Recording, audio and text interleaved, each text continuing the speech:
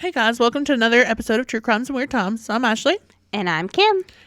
And if you didn't know, today Netflix released a documentary about a very mysterious case that happened in a hotel notorious for death and murder. And this is one of the first cases that really intrigued me when I was getting into true crime stuff. Mm-hmm. And with it being both true crime and super weird, it seemed like the perfect story for this week's episode. So, without further ado, let's discuss the Cecil Hotel.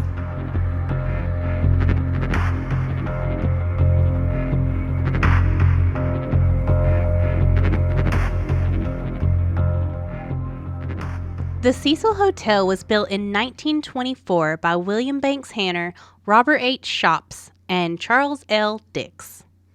Construction of this 700-room hotel cost $1.5 million. What? Like, I've always seen it, but I didn't know it was 700 rooms. 700 rooms, and that's $1.5 million in 1924. Yeah. Wow. It had like a marble foyer and it was beautiful. But unfortunately, it was built right before the Great Depression. So the businessman that they built it for kind of just fizzled out. Yep. And instead, the hotel and the area around it became known as Skid Row. Oh, I want to sing the song. And it was home to just thousands of homeless people. And the hotel itself gained a reputation for housing transients and sex workers, criminals. It was not a good place to be. Yeah. And that's not the only reason it was not a good place to be. Oh, really? This hotel has seen an unbelievable amount of tragedies in its lifetime. And I'm going to tell you about them. All right. In the 1930s, at least 6 people committed suicide in the hotel. Yeesh. 2 by poison, 1 from a gunshot to the head, 1 cut his own throat with a razor, Ew. and the rest jumped from the building itself. Which, I mean, it's the Great Depression. People are sad. Yeah. And the hotel's tall. Right, yeah. Sorry. Then in 1944, 19-year-old Dorothy Jean Purcell was staying in the hotel with her boyfriend, Ben Levine, who was either 38 or 39, depending on the source. Okay, so at least 20-something years older. At least. Yeah, it was a pretty big age gap. I don't know what was going on there, but... It was also, probably wasn't as strange back then either. I mean, maybe, but it's the 20s, though. Yeah, well, and it's not now, just for the record. But, like... Is the 20... It was 100 years ago, Ashley. Stop it. It was 100 years ago. No. That's weird. I just graduated high school last year. There's no way. So after that depressing fact, let's go on to another depressing fact. Yeah. So Dorothy Jean Purcell, she was 19, staying with her boyfriend, Ben Levine, who was 38 or 39, much older than her. Mm-hmm. She woke up in the middle of the night in the hotel, and she was just having these horrible stomach pains. So she goes to the bathroom to kind of wait it out and try not to wake up her boyfriend. Mm-hmm. Well, while she was in there, much to her surprise, she gave birth to a baby boy. What? Congrats. She had no idea she was even pregnant. Wow. Which blows my mind because... That does always blow my mind, that TV show? I didn't know I was pregnant. Yeah. Yeah. I don't understand. Like, my baby moved so much, I couldn't even sleep. Oh, yeah. So, I don't know. I hovered over a toilet for 9 months. So. Yeah, that too. I mean, but apparently, when the baby is born, she thinks that it's dead. oh. So, she throws it out the hotel window. Wait, what? Onto the roof of the building next door. And it turns out Dorothy was wrong. Oh, and no. Her baby had, in fact, been born alive. So Dorothy was charged with murder. Mm-hmm. She was taken to trial, but she actually was found not guilty by reason of insanity and was sent to get treatment at a psychiatric hospital. Wow. That's but why throw it either way? I am kind of feeling like it's the 1940s. I know, but I wonder if maybe she really did know she was pregnant. Yeah. And just was, kind of like a prom night thing where you don't want anyone to find out. Sorry, I wasn't laughing at that. It was just, yeah. Yeah, it still happens today. Yeah. So, I don't know. Maybe she knew, maybe she really didn't. Well- but still, I don't think I would throw my surprise baby out the window, whether it was okay or not. Yeah. So, that was 1944. We're up to 7 deaths already. Mm-hmm. In 1947, it's rumored, not been proven, but it is rumored that Elizabeth Short, also known as the Black Dahlia, was seen drinking at the hotel bar in the days before she was murdered. But like I said, no one's ever proved it. Yeah, It's well- just a rumor. She was also known as a party girl. Yeah. So, one, it's possible, but two, they could have just been talking. Yeah. In 1962, 65-year-old George Giannini was walking by the Cecil Hotel when he was struck by a falling woman. What? It was 27-year-old Pauline Otten, who had jumped from her 9th floor window after an argument with her estranged husband. Both she and George died instantly. That's not my That's solution to an terrible. argument. But I also read that when they found George and Pauline on the sidewalk, they actually thought he had jumped with her. Oh, They yeah, I did- guess it would look that way. Yeah, it took them a while to figure out, like, no, she landed on him. Yeah. Which has got to be just devastating for the family. Gosh. Well, what about the husband? I mean, they were estranged, so I don't... Yeah, but still. I didn't get a lot of detail on that, Yeah. but even still, like, your wife kills herself and also someone else along Yeah. with her. Oh, that's rough. That's an odd one. In 1964, Pigeon Goldie Osgood was found murdered in her room at the hotel. She was known to feed pigeons nearby, and that's what earned her her nickname Pigeon. Aw. She was raped, strangled, and stabbed to death in her hotel room at the Yeesh. Cecil, and her case was never solved. And this hotel hasn't just housed tragic deaths, it's also housed some serial killers. Mm-hmm. In the mid-1980s, Richard Ramirez, also known as the Night Stalker, lived on the top floor of the hotel during part of his killing spree. And he would come back to the hotel, take off his bloody clothes, and throw them in the dumpster outside and just walk back to his room mostly naked. And no one would even bat an eye Well, I mean, look at for the area the it was yeah. in. Yeah. It wasn't that strange. Like, he would just throw away his bloody clothes, go back to his room in the hotel. no big deal. Then later in 1991, Austrian serial killer Jack Unterweger, I hope I'm saying that right, guys, also lived in the hotel for a time. They think he killed at least 3 sex workers while he was in the Oh. hotel, but I don't think they've confirmed Yeah. it. But that's what they think that it was. Wow. It's also the hotel that inspired the series American Horror Story Hotel. Yeah. They based it off the Cecil because look at this history. Yeah. All these tragedies I've just told you about happened in this hotel in a span of 60 years. Like, that's Yeah. so many. Even some of our Yeah. haunted houses have not had a backstory Yeah. like this. So this place has to be haunted. It's got to be. But that's not the end of this tragic history of the hotel. In 2011, the hotel was rebranded as the Stay on Main. And they, refurbished it and they got new owners. They tried to fix it up. But everybody already knew what it was. Pretty much. And it didn't last very long. If they gained any traction as a more respectable hotel and the tragedies were over, look, no more death here, guys. In 2013, the hotel was home to a notorious and extremely mysterious case. It was none other than Elisa Lamb. Yay. Ashley is going to tell you all about Elisa Lamb right after this quick break.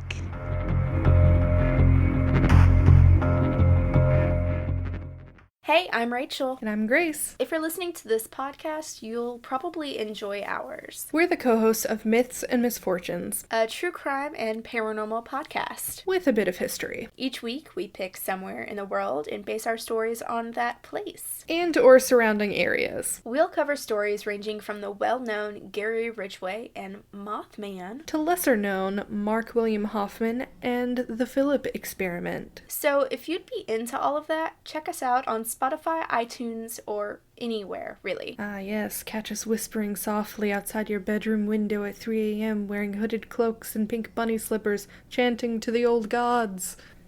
No. See you there. Now, like we said, the most infamous of all of the deaths at the Cecil Hotel was that of Elisa Lamb. Probably because there was never any formal closure to that case. And, I mean, just honestly, it was one of the newer cases. And maybe because, you know, the world was able to see the last moments of this woman's life on YouTube. And that only posed more questions. Oh my God, this video kept me up at night. Mm-hmm. And I will for sure post this because you can't not find it. Now, Elisa was a Canadian student who was going to the University of British Columbia. And it's worth noting that Elisa had been diagnosed with bipolar disorder and depression, and she had been prescribed for like 4 different medications to treat it. Wellbutrin, Lamictal, Seroquel, and Effexor. Now, even though she was diagnosed with these disorders, her family, who actually had been keeping her mental illness a secret, said that she had no history of suicidal ideations or attempts, but there was a report that claimed that she had gone missing for a brief period earlier in her life. Yeah, if they're already hiding her mental illness, I would totally take them on their word for that there. In mid-2010, she began a blog named Ether Fields, where she posted like photos of models, fashion photos, shared accounts of her life, and actually discussed her struggle with mental illness. And in her blog, she mentioned in a January 2012 post that was titled, "You're always haunted by the idea that you're wasting your life," of a relapse that she had that had forced her to drop several of her classes. It left her, quote, "so utterly directionless and lost." She was worried that her transcript would look suspicious because of so many withdrawals out of classes, and that it would affect her being able to attend graduate school. So that kind of gives you an idea of what she was struggling with. What her kind of headspace is. Yeah, where her headspace was. Soon after that, she actually announced that she was abandoning this blog for a Tumblr account, which in 2012, I mean, that's what all the cool kids were doing. Yeah, it was the thing then. Yeah. And her Tumblr account was called Nouvelle Nouveau, which you can actually still find on Tumblr. And I looked it up while I was doing research, but you can't really find any posts anymore for some reason. It's really odd. So it still exists. It's just no content. Right. Now, this mostly consisted, again, of fashion photos, quotes, a few posts in Lisa's own words, which is pretty standard for a Tumblr blog. Mm-hmm. And again, that kind of gives you an idea of her headspace. Now, in January of 2013, Elisa went on a trip to California, kind of just traveling around. And then she arrived in Los Angeles on January 26th. Now, during this entire trip through California, Elisa would make sure to contact her family every day. So they were always talking to her. She would let them know how she was doing, what she did that day, you know, where she was going next, you know, etc. Side note here, I cannot imagine traveling to a strange city all by myself. Yeah, especially like... Maybe I'm a weenie, but or maybe I've watched too many true crime documentaries. But that's probably it. It just seems so terrifying to me to do that. Even now as an adult, it's just strange. I'd want at least one person with me. Yeah. But maybe that's just me. But, I mean... Also, lots of people love to travel alone. Yeah. I'm just not one of them, I guess. Yeah. I would be looking over my shoulder too much. Mm-hmm. Now, 2 days after she arrived in L.A., she had checked into the Cecil Hotel, which was by then the stay on Main. She had originally been assigned to a shared room on the 5th floor of the hotel, which is strange. I didn't know. Yeah, I didn't know that was a thing. I thought that was a hospital thing.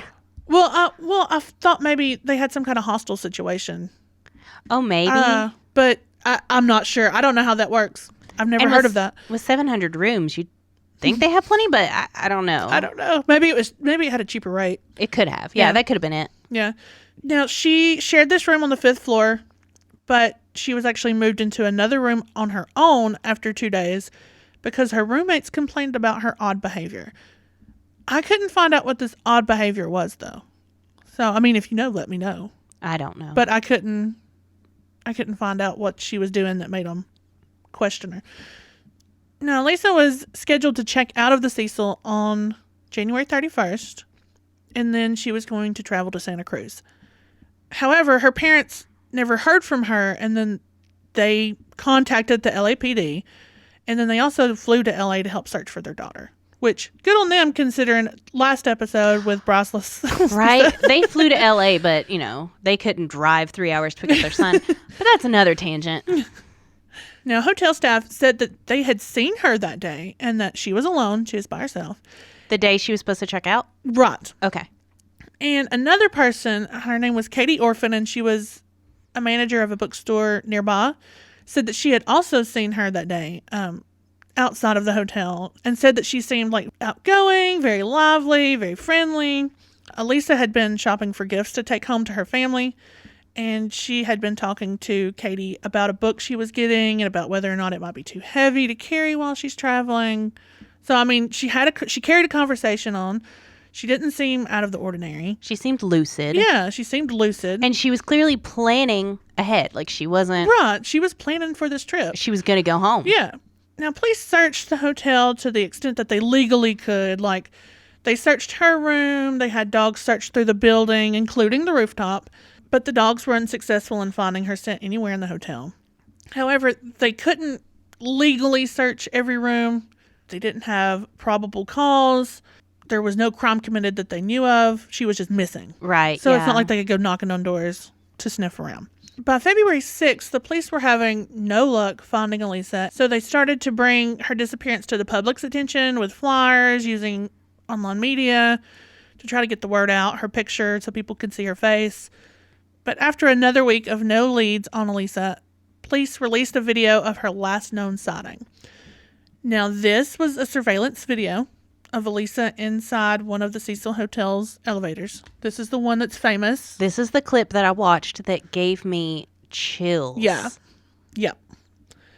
Now, in the clip, the camera is kind of located in the back so that you can see the inside of the elevator space and the doors, and kind of a little bit like into the hallway past the doors, but like you can't see left or right. You can just see right outside the doors.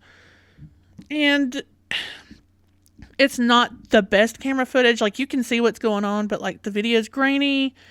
The timestamp is kind of cut in half. You can't see anything. And then there's a lot of pixelation at times, depending on whether she turns around or not. Like, sometimes it's around her mouth. You can't tell if she's really talking or not. Yeah. Now, you can see Elisa enter the elevator, and she's wearing a red zip-up hoodie, a t-shirt, black shorts, and a pair of sandals. Just, regular stuff. Like, comfy clothes. Yeah, just comfy clothes. She goes to the control panel, and she actually looks to push several floor buttons rather than just, one. And then she steps back to the corner, like, next to the control panel. Almost like she's hiding. Like she's hiding, yeah. Like, it's a weird spot for you, because when you push a button, you just kind of back up. Right. And that's what she does at first. Yeah. She kind of steps back, but then she moves. Yeah, she backs up into that corner. And the elevator door doesn't close. So... Which is really odd to me watching the video. I just rewatched it with Ashley. And it's like, I can't even get an elevator door to stay open that long when I'm trying to. Yeah. And this one stays open for a solid 2 minutes. Oh, yeah, throughout the whole video. Yeah, it never closes. Yeah. And it's so strange. I don't know why the elevator doesn't close. I don't know. It doesn't make any sense. Now, after a few seconds of this door not closing, she steps up to it. She kind of pokes her head out, and she looks both directions, like she's maybe something tripped it up, or she's looking to see if somebody's out there. I don't know. It's what it looks like, to see if somebody's there. Yeah, it looks pretty normal so far. Like, why isn't this door closing? What's happening? And then she quickly steps back into the back corner over there next to the control panel. Now, the door still doesn't close, so she walks up to the door again, and she kind of stands in the doorway next to the door and just kind of leaning on the side, like leaning up against the door, which still doesn't seem out of the ordinary. Like maybe someone else will come along and they can get it to work. Yeah. Or she's just trying to figure out what's going on. I don't know. So after that, she suddenly kind of steps out into the hallway. Then she turns to her side and then like steps back in while looking to that side and then looks back out. It still kind of looks like she's just trying to figure out what's going on. Like, why isn't the door closing? Mm-hmm. Now she steps sideways again, like outside, and you're not able to see most of her because she's right next to that wall on the outside of the elevator. But you can see her arm and like her shoulder and part of her head. You can see her right arm go to her head, and then she just turns and goes back into the elevator. And when she does this, she goes back to the control panel and like presses more buttons, sometimes the same button more than once. And then she just walks to the left side wall, kind of where she came from, just kind of standing there waiting for it to close, I guess. Again, I'm not really sure why she's pushing all these buttons. Yeah, that's strange. Yeah. Now, at this point, she's kind of putting her hands over. She looks like she's starting to panic a little. Yeah, for sure. She puts her hands over her ears and then backs herself into the wall, like outside of the door, so you can't see what she's doing again. And, of course, the door's still not closing. Then she turns to the right, and you can see her, like, rubbing her arms together. She looks like maybe she's counting. She's definitely doing some very strange hand movements. Yeah. And moving her arms in a very unnatural looking way. Yeah. Like her palms are flat out and her fingers are outstretched. She's kind of like shaking them around. This part kind of looks like she's feeling to see, like maybe she's checking the door. Almost, yeah. At first Yeah. it does look like maybe there's something blocking the door or something like that. But Like she's checking the motion sensors or something. But like, yeah, it's still strange. And then she's kind of like bowing forward. She's rocking a little bit. I mean, you can't really see what she's doing because you're just seeing parts of her body from the camera. The rest of her's on the other side of this wall. Then she finally just backs up against the wall to where you can't see her, and then she walks away to her left. After that, the door finally closes, which is really weird. It's really strange. Something I noticed about this video is that she kept putting her back against the wall over and over. Like she wanted her back against the wall. And that's something that I kind of related to with, I have a panic anxiety disorder. Mm-hmm.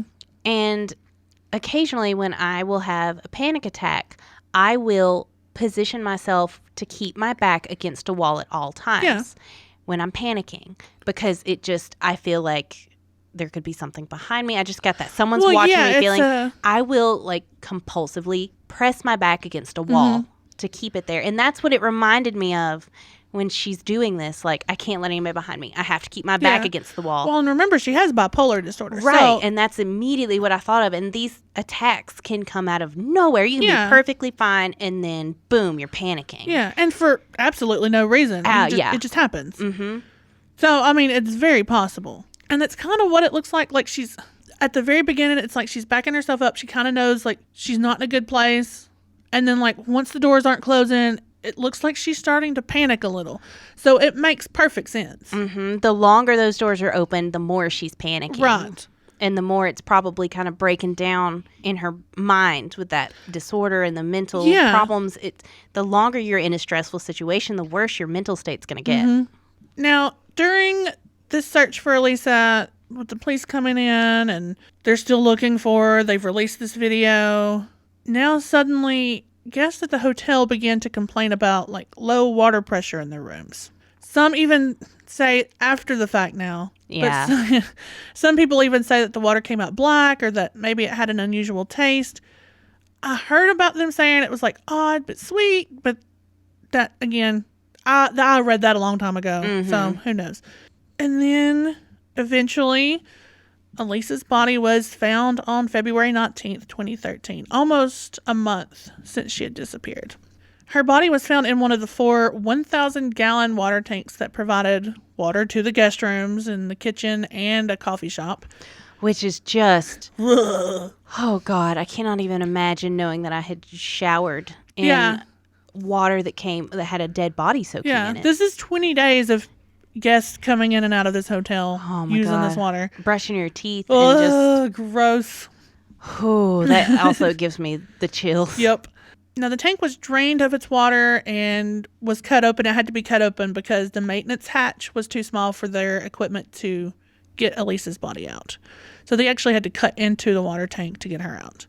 Now, fair warning, I'm about to talk about what her body is going to look like after this. So you can Maybe skip ahead a little if you don't want to hear the gory details. Yeah. So when they got her body out of this tank, it was moderately decomposed and bloated. So she had been there for a little bit, for sure. It was mostly a greenish color. There was some marbling, which occurs when, like, certain types of bacteria start to, like, it's just your body breaking down. But Right. They migrate to the blood vessels. It causes them to create this purple greenish tint, and it looks a lot like marble. Yeah. So now this was evident on her abdomen, and there was some skin separation evident as well. Yeah. They didn't find any evidence of, like, physical trauma, sexual assault, or suicide. And when they found her body, it was naked. The clothing, similar to what she was wearing in that video, was floating next to her in the water. Which is strange. That is strange. But if she was having some kind of episode, maybe she stripped down. Yeah, I mean, if she's thinking, I'm going to get in the water, I should take my clothes off. But Maybe, then why would but- you put the clothes in the water with Yeah, you? exactly. When they found her clothing, it was covered with, like, a sand-like particle, which I never heard anything else about again. Maybe there's something in the bottom of the tank. I mean, how often are those cleaned out? Yeah. But I don't know. They also found her watch and her room key with her, but they never found her phone. The toxicology tests were incomplete because not enough of her blood was preserved. I mean, she was in this water and decomposing. However, it did show some traces consistent with prescription medication, which is, she was on 4 different kinds of medication. Right. That makes sense. Yeah. Which, though, leads me to the question, if she had medication in her system, that means she was taking her medication. Right. But it I know doesn't that mean doesn't- she was taking it consistently Right. or the way she should. Right. Oh, and then they also found some non-prescription medication, but it was like, Sinutab or ibuprofen. So just normal things. And they also found a very, very small quantity of alcohol, a 0.02%, but no other, like, recreational drugs. The coroner issued a finding of accidental drowning with bipolar disorder as a significant factor. So basically what he's saying is she had an episode and accidentally drowned. Yeah, she mean- didn't know what she was doing. Yeah, it was an accident. It makes sense until we dig a little further. Right. So here's some issues that we're having. While the investigation determined how she died, it didn't give an explanation as to how she was able to get into the tank at all. The doors and the stairs that access the roof were locked and actually needed passcodes and keys that only staff have. And any attempt to force these doors open would have triggered an alarm. That doesn't mean they were closed. I mean, maybe somebody needed a smoke break. Left the door propped Left open. the door propped open or something, However, there was a video made from a Chinese user that showed that the roof was actually accessible via the hotel's fire escape, and that could have given her access to the roof. But who knows about that stuff? She would have had to happen across it. Right. Or if somebody told her, maybe she's like, how do I get to the roof? I don't know. But it's very strange.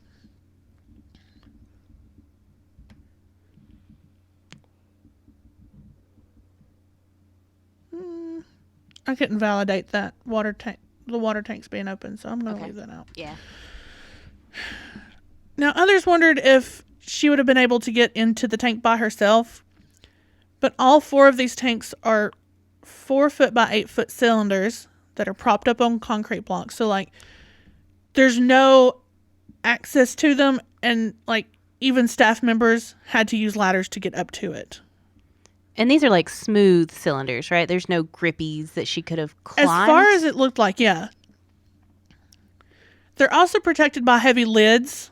So, like, she would have had a really hard time opening them by herself. And she's a small girl, too. Yeah. Or closing them once she's in the tank. That's one of my things. How full was it? Would she have been able to even reach the lid? Exactly. Would she have been able to pull it back closed from inside the tank? Right. Now, also, police dogs that were searching for her also were up on the roof, and they never picked up any scent around her, or they never picked up any scent of her there or around the tanks. But I don't know if that's so strange with her being in the water. Yeah, as far as not finding her in the water, I don't think it's super strange. But if she had walked around up there, you would think the dogs would pick up that scent. That's true. Well, yeah. But I don't know if it's the same, like if someone's carried through a room, does it still leave a scent? Well, that's what I was getting ready to ask. And it's outdoors. If she had been out there and hadn't touched anything, her scent would have been gone. Yeah. They also questioned the autopsy report. Now, it doesn't show the results of the fingernail kit or the rape kit that was done on her, but it also doesn't show if they'd even been processed. So we don't know if, like they said that it didn't look like there was any sexual assault, but there's also no results of these tests. Okay. It also records subcutaneous pooling of blood, which is bruising, in Elisa's anal area, which some say suggests possible sexual assault. But a pathologist also noted that the bruising could have just occurred during bloating while she was decomposing. Yeah, your body does weird things while it decomposes. Yeah. It's just in a strange spot. The weirdest part is that after her death, Elisa's Tumblr blog had been updated. Now, if you're not familiar with Tumblr, it does have a queue option where you can set posts up and then they just continuously, like you could set it up. You can schedule them. Yeah, you can schedule them 3 hours apart, whatever. So it's possible that she just set it up to auto-publish. But like I said, Elisa's phone was never found. It was not near her body. It wasn't in the room. Police just assumed that it was stolen at or around the time of her death. So nobody's 100% sure if this was these were posts in the queue, or if someone had stolen the phone, or if there was a hacker who had posted these posts on her blog. But it is very strange that it was, after her death. Yeah. And like I said, I went to go find her blog because at one point everything was still up, and that was a few years ago, I'm sure.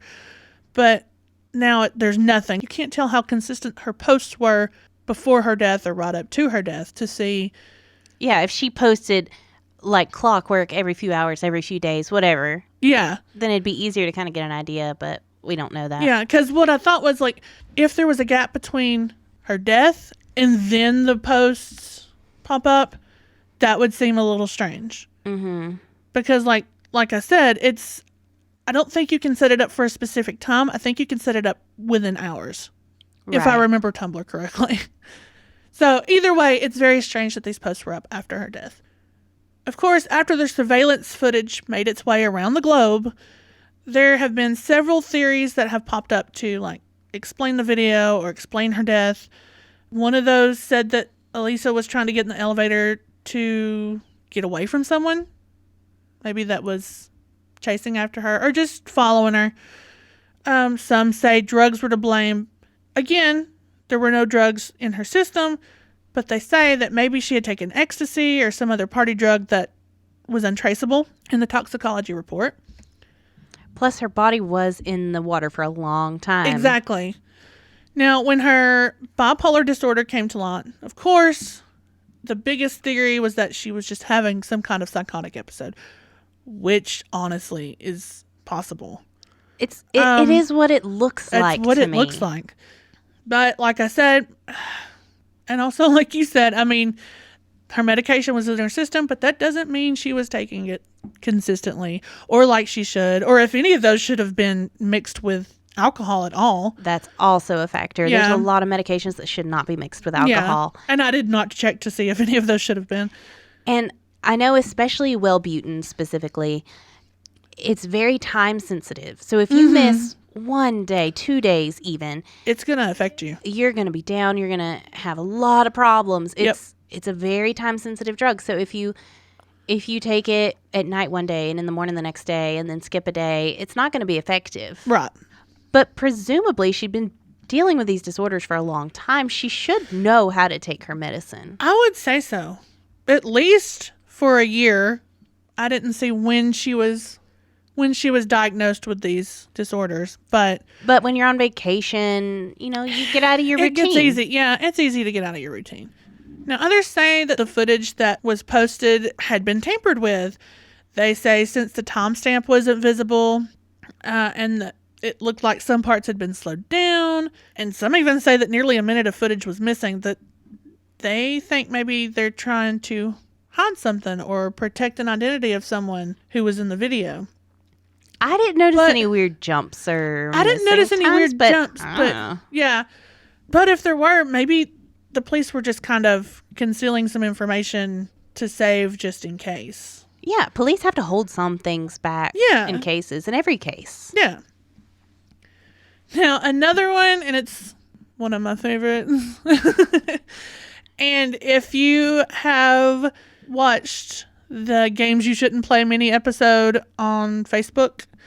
If you haven't, you should definitely go check it out. Ashley does an amazing job on our little mini episodes. Ew, thank you. I'll pin it to the top this week. But there is a game called the Elevator Game. Super creepy. If you have time to look it up at about 2 a.m. and then don't sleep the rest of the night. Never sleep. But the theory is that maybe she was playing this elevator game. It kind of explains her pushing a ton of different buttons. That's part of the rules. You have to go to this floor and then come back down to this floor, yada, yada, yada. And it supposedly takes you to another realm, and there's this woman you're not supposed to talk to or look at, and maybe she's running away from this lady. And, I mean, it kind of looks like what she's doing, too. It kind of makes sense. Or even maybe she was having a bit of a mental break, and she read about the elevator game, and that's just enough to kind of set her off on, I'm going to go do this, and maybe it felt too real, and maybe it freaked her out. Yeah. Ooh, that's a good one. Because I have to be very careful about the things that I read or research late at night. Mm-hmm. It'll just, you never know what's going to kind of set it off. Right. So yeah, that's maybe entirely she just possible. Read the wrong thing at the wrong time. Ooh, that's spooky. Just in and of itself, just the way your mind works and plays games. Mm-hmm. And I mean, they're all possibilities. Nobody really knows. I think it's really strange that she was able to get in the water tank by herself and didn't leave a scent and managed to close the door. I don't know. That's just so much. Well, I'm not saying it's impossible. It's really crazy. It's a lot of, and maybe if she is having some kind of episode, I mean, maybe she has some adrenaline. Yeah, and adrenaline will do some stuff. I mean, I don't know how heavy those lids are, but women are able to lift cars off their kids under adrenaline, so maybe. If she is panicking and she thinks someone's after her, even if they're not, she's thinking, I've got to hide somewhere. Yep. And it's possible she did manage to get in the tank and get the door closed, and then she couldn't open it again. Yep. Which also is terrifying. I wonder how cold that water was. Because if she's been in there long enough, maybe she was hitting some hypothermia, and part of hypothermia is feeling too hot, and she stripped. Yeah, that's also true. That's strange. I mean, we could just go down the rabbit hole with theories forever. And boy, am I good at it. So let's not do that. So that's Elisa Lamb's case, and hopefully, the Netflix documentary sheds a lot more light. Oh, I'm sure they're going to go into way more detail than we did. You can watch all of the videos and everything on there. Yeah. I'm excited to watch it. I know. I'm going to be sitting down there with some popcorn. I cannot wait. You don't know how excited I was to hear they're doing it. Yep. This is, like I said, it's one of those cases. I remember reading about it a long time ago and watching that video and just thinking how creepy it is that things like this can just happen. Yeah. Even if it's an accident, and people will never know answers. Yep. And that was one of the first things that was like, I need to find more stuff like this. Yeah. Because I'm weird, like all of you guys. That's why we're all here today. Yeah. And like you said, Bryce Laspisa was your case. Mm-hmm. This was the one for me.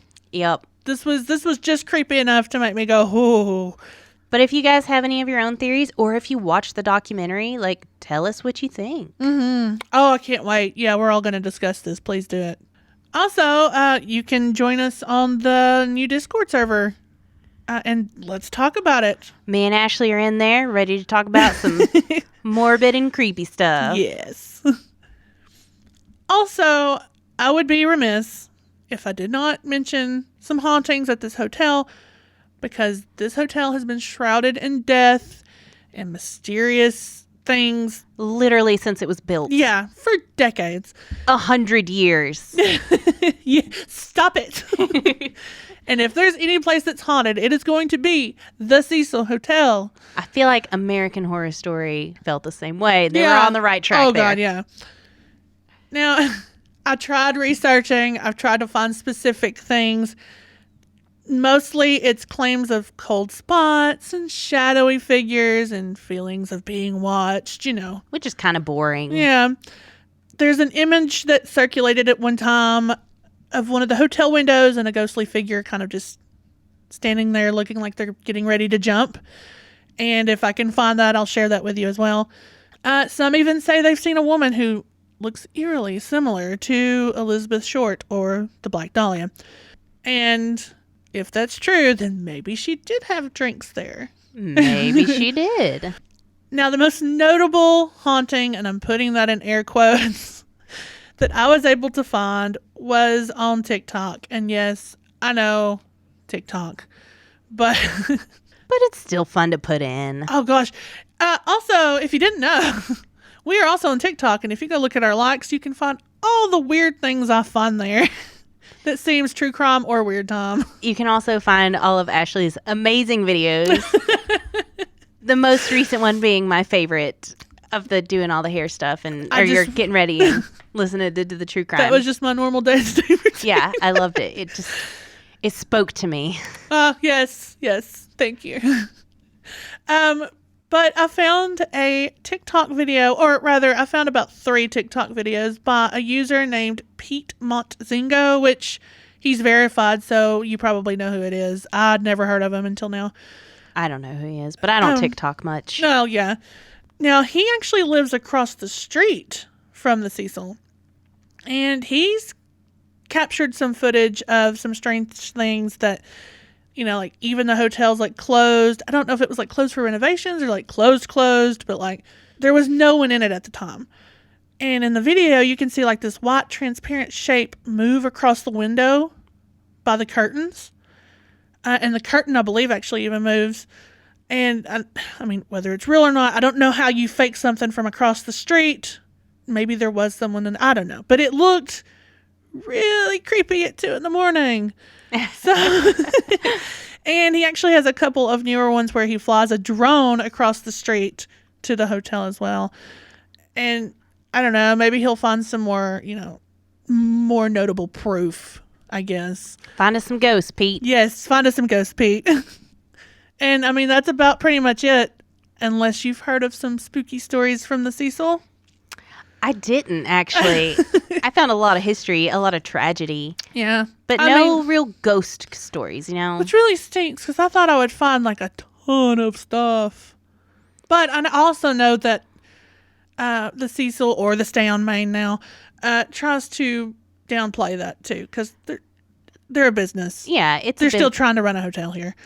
They don't want people to come in thinking it's haunted and only coming in for that. And I don't know. I would. I was going to say, I would totally bank on that. Are you kidding me? Yeah. Our hotel's haunted. Come check it out. Come see the ghosts. In fact, if I ever open a hotel, I'm just going to say it's haunted whether it is or not. That's fun. Because you know what? I'll come and help you, and I'll be the ghost. We'll set up projectors. You will get your ghost experience, guys. Oh, should we start a bed and breakfast for our podcast? Yes. True Crimes, Weird Times, Bed and Breakfast. Stay here and see a ghost, probably. Or Ashley.